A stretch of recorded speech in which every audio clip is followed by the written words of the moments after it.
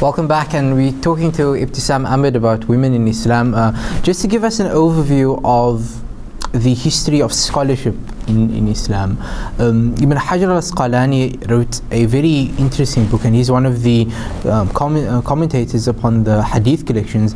He wrote an interesting book and about scholarship in Islam, and he recorded a number of women amongst the main scholars of Islam. The first period that he writes about is that period of the Sahaba, and out of 12,000 notable Sahaba, he mentions over 2,000 women. And this is not the women that are in the homes, and the nature of Islam is modesty. There's Islamic modesty that there are so many women out there that we don't actually know. One of my friends, in fact, he wrote a master's thesis dissertation on the muftiyat in Islam, and he found over 20,000 muftiyat within the history of Islam. There's an interesting point that in hadith you have what are known as hadiths that are fabricated, mawdu'at, and there was never a woman that ever fabricated a hadith with there are countless men that have, but I'm not talking about hadith, I'm talking about giving fatwa that we hear about in the community. There has been over 20,000 of them, and he mentioned them by name, and that I find was really interesting. The first period, there were over 2,000 women in time of Sahaba. The second period that Ibn Hajar al-Asqalani writes was in the 13th century, and in about 10,000 scholars, about 4,000 of them are women. And what's interesting that after that period, Imam Sakhawi writes a few tabaqat literature, which is a dictionary of, or an index of all the different scholars in the 16th century, in the 17th century, in the 18th century. There are practically zero women in that. And so why was there this decline in the influence of women in Islam? And any person who studies history will realize that the two greatest periods of Islamic scholarship was the initial period of the Sahaba and the 13th and 14th century. But what is interesting also is that the position of Sayyidina Aisha radiallahu anha, if her position is uplifted, then scholarship is also uplifted, and we see that. Ibtisam, coming to the present day, right, we see there's lots of religious distortion out there, and people obviously confuse Islam with groups like ISIS, Boko Haram, which means that education is haram. That's what Boko Haram means. But we obviously have a different understanding to that. How do you think we can, draw inspiration and motivation from the civilization that we've been, and also the numerous amount of women that are influencing Islam today as an antidote to this religious distortion? So I think, first of all, one of the things, or the biggest thing that I think Muslim women need to internalize and understand is firstly their worth, that Allah has created them as women with immense ability, with unbelievable potential, and to really value that above all of the narratives that really degrade women. I think insofar as it is going back to women who are really at the forefront of scholarship and numerous other things. If we do go back to our history, our heritage, what we see in Medina is we see a community of men and women who are dynamic, who are different. In the first community, you have numerous examples of women taking on roles that are very different to each other, but that suit each other on different levels. So you have the scholarly woman, you have the woman who is in the home, you have the political woman, you have all of these different kinds of women, and all of them are okay. And I think one of the biggest things that Muslim women, things that we do to ourselves, is that we like to categorize each other. We like to say, we must be like this, as opposed to letting women really have the space and freedom to choose their own paths, and that all of these are okay. The women of Medina had very different lives, very different circumstances, but each of them was okay, and each of them was suited to that particular woman. And I think that in terms of changing a lot of the kind of distortion as it pertains to women, one of the things that women ourselves that we have to do is we have to find each other. Yeah. We have to stick together. We have to take strength from each other. We have to keep the company of good women. We have to take counsel from good women. And that, I think, strengthens us, because we, for many women all over the world, yeah, Muslim and non-Muslim, like this, it's difficult. Yeah. And I think one of the places that you draw strength from is definitely other women. Mm-hmm. insofar as I think changing, the Islam that's projected or taught by these groups such as ISIS and Boko Haram, I think one of the things that they all have in common is that they see the deen as a deen of punishment and as a deen of harshness. And I think here women really do come in bringing love, bringing joy, bringing compassion. As we've mentioned earlier, we've spoken about how women but in general we feel more, we show emotion more, which means we laugh more, we smile more, we see the subtleties in creation, we see the beauty in creation, we reflect. And that's really key to bringing forth and reinvigorating the deen, because Islam came to renew life. It's not a deen that's about death and destruction, it's about life, it's about light. And we need to come back to that very, very, very fundamental statement of the Prophet ﷺ when he said that I've only been sent as a mercy unto all the worlds. This is a deen of mercy. And what we also need to understand, internalize and act upon is the fact that Islam is here and it came to allow the human being to fulfill his or her highest potential. So it is about life, and that's I think something very, very crucial to kind of that serves as an antidote to all of these religious distortions. I mean that's absolutely brilliant. You're just taking all of these things and making it really amazing.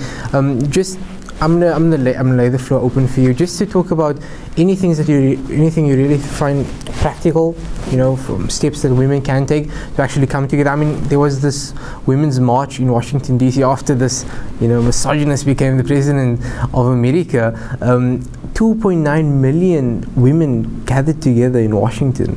That's the biggest amount of protesters in the history of American protests. And I mean, that's really amazing. What practical advice do you have for women in all spheres of the community? So I think one of the practical things, and I think it's something that again in our nature and our nafs, is that we can tend to be very judgmental, and I think that's one of the first things we need to overcome. Women need to stop being each other's own worst enemy. We need to not judge women that are different to us, that have made different decisions to us. We need to be able to see beyond these differences and to be able to recognize and understand a woman, as a sister, as somebody, as a companion, as somebody you can turn to. In my own life, it's from personal experience, I think one of the greatest things you can do is to interact and take and be and learn from women from different generations. So that means, hanging out with a woman who is the age of your mother or even older, and on a real level, and talking and discussing and sharing, because there's so much wisdom that comes from that. Similarly, from younger women, in the position that I find myself in, I interact with a lot of younger women, and you can learn immense things from that. So I think it's breaking down a lot of barriers, because the one thing that Islam does is that it has the power to eliminate all of the barriers that we put in front of ourselves as human beings, such as age, such as class, such as race, such as ethnicity. And if we really take and recognize that we are, as Muslims, bonded in the worship of Allah subhanahu wa ta'ala, then you already have something, a strong foundation to work from. And that means that all these other things, that I wouldn't really hang out with this person or take from them, that can really be, that can end. The other thing that I think is crucial, and this is something that applies to men and women, is the idea of that, of course, we all want change in society, we all want transformation in society, but that means that we have to embark on a true transformation of the self.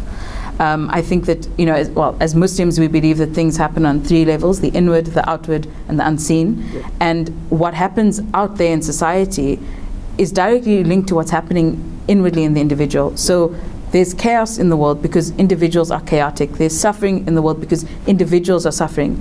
So it's not difficult to see that the world is in turmoil because we have individuals who are in turmoil, and the only way we can deal with that, we can start undoing that, is through a process of purification, through a process of transforming oneself. And this is, of course, incumbent on both men and women. And I think once we start doing that, we will begin to see massive changes in society. And I think not only at a societal level and in this world, knowledge of the self, knowing your nature, knowing good and bad. Again, men and women have different challenges when it comes to the things that our nafs just completely takes over. We need to be aware of those things, that inshallah that will lead to purification, and inshallah that will lead to knowledge of the Creator, and love of the Creator. And that's something that, as Muslims, that we're all striving to know Allah subhanahu wa ta'ala. I mean, that's amazing, the innate qualities of women. We're speaking about that, but also what advice do you give with regards to social justice? There's an interesting story of an Andalusian woman who she felt this governor in a state in Muslim Spain had been oppressing the people, and she wrote a poem to the Khalifa of the time, and she says, what do you say about a shepherd who's eating his own flock? And the Khalifa was deeply moved by this, and he actually went there and ascertained that the governor had been oppressing his community, and he removed the governor from that. And that's just from the poem of a woman. And people think that they're insignificant in their homes, but to me, the women are deciding the future of the universe. You are, from a motherly perspective, you are either raising a peacemaker, a warmonger. From a communal perspective, you can interlink women and purify the self, and also do social justice. So what advice do you have with regards to that? So I think the thing with, as you're saying, these are all excellent things. There are so many things that happen in the home that I think today we sort of really dismiss very easily. We try and say, we should be out there. And it's not to say that women shouldn't be out in the public sphere. I think it's a thing of, decide where you want to be. And it can be more than one. Women take on multiple roles and do multiple things. In terms of social justice, I think we do know that, one of the things that is that we see in our history time and time again is that women really do stand up for injustice and do take a very strong stand against oppressors and all kinds of oppression. I think the key thing is, again, to if you are wanting to change in the public sphere, because of course we all have to change privately and inwardly. I think the key thing is not to lose your femininity, to not become so hard and so hardened by the circumstances around you that you begin to lose the softness, the tenderness, because that is actually, I think, the greatest strength that women have. And I think in sort of on that note is that all change, all social justice, all projects, it must become and come from a collaboration of the man and the woman. It's not about the men having, a private club and excluding the women, and it's not about the women running off and doing their own thing. It has to be through a collaboration. The Quran speaks about believing men and believing women, and we need to understand that the change in society, not only in our own communities as Muslims, but beyond that in the world, will come from dynamic people coming together and saying that we together, men and women, believing men and women, are doing things fi sabilillah. And I think that is really the crucial thing, because while all that we've discussed is very important, and it's something I'm passionate about, talking about women and Islam and spirituality, but if there's something that's more important than the male-female dichotomy, it's the abd-rab dichotomy. It's that relationship between slave and Lord. And I think that's something that we always have to remember in whichever project we embark on, anything that we do in this life, is that we do always need to be cognizant of the fact that we are the slaves and Allah is the Lord, and that doesn't matter if you're a man or a woman. And inshallah that will give us success. Amazing. We're speaking to Ibtisam Ahmed, and she really delineated everything. I didn't even have to speak, honestly. She spoke about the nature of women, and really firstly the Prophet ﷺ said to the Sahaba was, Ar-Rahimuna yarhamuhumur Rahman, those who show mercy will receive mercy.